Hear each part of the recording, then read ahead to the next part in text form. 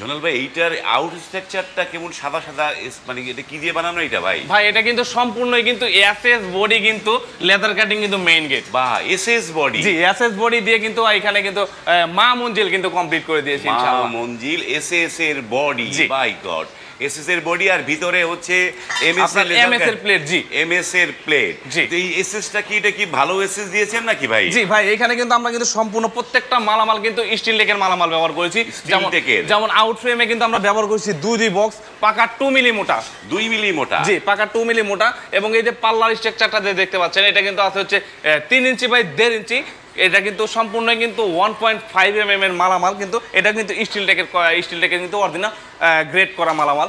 আর এই যে পাল্লার এই যে ভিতরকার যে ডিজাইনগুলো দেখতে পাচ্ছেন, এখানে কিন্তু আমরা ব্যবহার করেছি পাকা 5 মিলি জাহাজের প্লেট। আর ভিতরে যে চেহারা দেখা যাচ্ছে এটা কি? আর এখানে কিন্তু আপনারা কিন্তু লাগিয়ে দিয়েছে কিন্তু মিরর শীট, যেটা কিন্তু 1 mm মিরর শীট কিন্তু ব্যবহার করা 1 mm মিরর শীট। জি, এইটা কত টাকা স্কয়ার ফিটে করেছেন ভাই? এই ক্যাটাগরিতে যদি কোনো ভাই যদি আমাদের কাছ থেকে মালামাল নিতে চায়, তাহলে প্রতি স্কয়ার ফিট খরচ পড়বে মাত্র 1800 টাকা স্কয়ার ফিট।